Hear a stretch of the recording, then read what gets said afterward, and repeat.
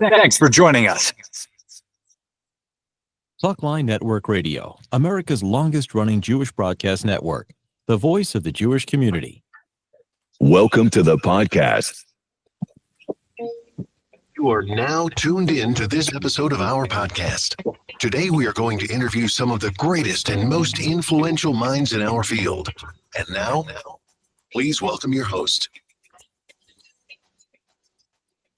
You're listening to Talkline with Zev Brenner, America's premier Jewish broadcast on the air since 1981. And we're back. It's always great to have Ken Abramowitz with us. He just got back from 3 months in Israel. He's chairman of American Friends of Likud, general partner Energy and Capital. His best-selling book is called The Multi-Front War, Defending America from Political Islam, China, Russia, Pandemics, and Racial Strife, available on Amazon. Good to have you back. Welcome back to the United States. Yeah, great to be here.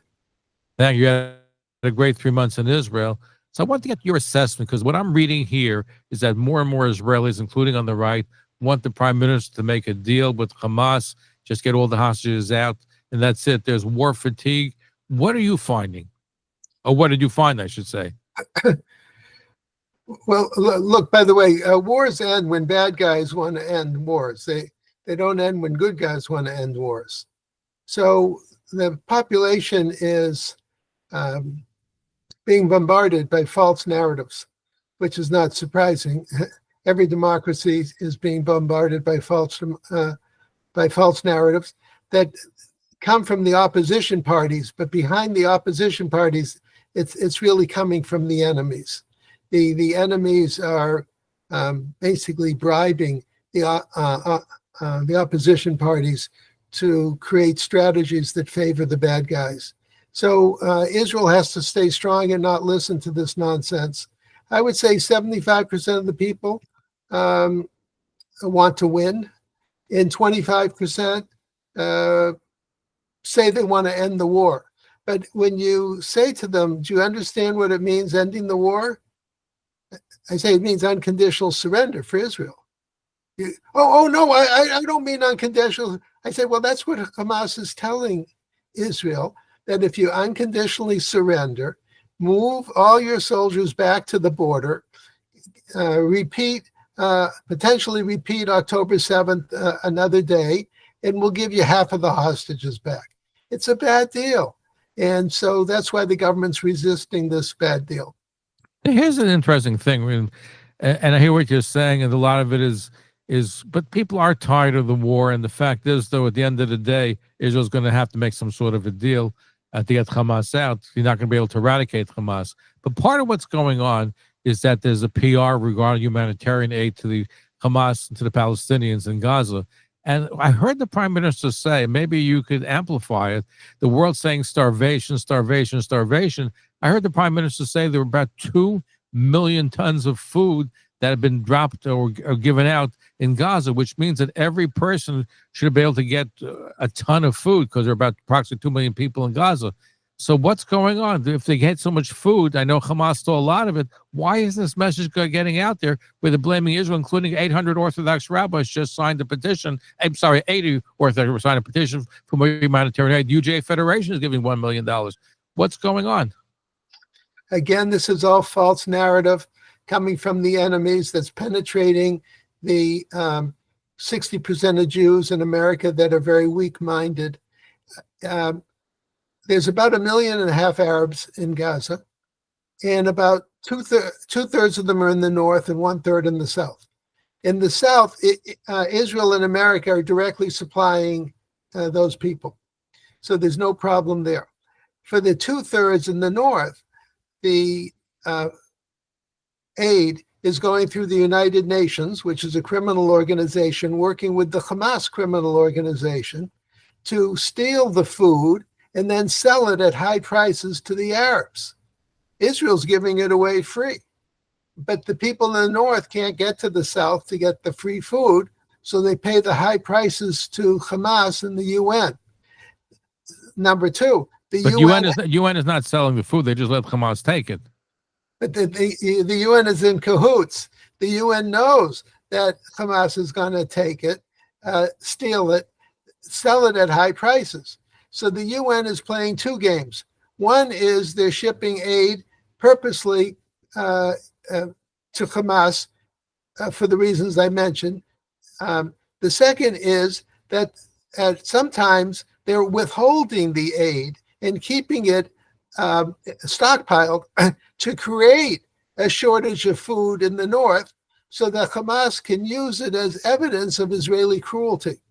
So the UN and the Hamas are in cahoots to basically create what I call cultural warfare. In other words, warfare using words, to blame Israel for a fake famine in the north, so that to put pressure on Israel to surrender to Hamas, as we just discussed. So it's all part of the war, and Israel has to not play that game. So Israel decided to just plain flood the north with food, figuring that even if Hamas steals the most of it, at least the remainder will get to the people either at reasonable prices or they'll have to pay the higher prices. So that was Israel's response. The proper response is to say that there's only food if you go to the south. Move everybody from the north to the south. Right now, Israel's in control of 75% of the Gaza. It should be in control of 90%. Move everybody to the southern 10%. Provide food through Israel for free to the 1.5 million people, 2/3 of whom eventually going to immigrate out of Gaza. Will they? I know Israel's talking about that and talking to Sudan and other countries, but will they move out of Gaza, in your opinion? Well, I have a standard joke at times like this. If you pretend that I went to southern Gaza and said, would you like to move? And someone says no. And I say, I'll give you $1 million to move. They say, great, show me the money. Okay, so the point is there's a certain amount of money for the residents of Gaza and a certain amount for the governments, whether it's Libya or South Sudan, whoever, who might take them. And so you just have to work out a deal. It's just a question of numbers. But my guess is about 2/3 will leave and 1/3 will remain under Israel indirect control or under the control of the various clans in the south. And then Israel will try to get rid of Hamas by itself and through the clans. The clans are more cruel than Israel ever would be, and the clans will kill Hamas whenever they show up. So except Hamas has killed a lot of the clans, so they're not as powerful as they once were, unfortunately. Yeah, sure. Look, Gaza is the Wild West. Everyone's a killer. And but Israel has to win. Israel cannot surrender to Hamas. They'll be the laughingstock of the world. You think there's anti-Semitism now? Wait till people see that Israel's a loser, not a winner. There'll be untold attacks on Jews. They'll be like target practice.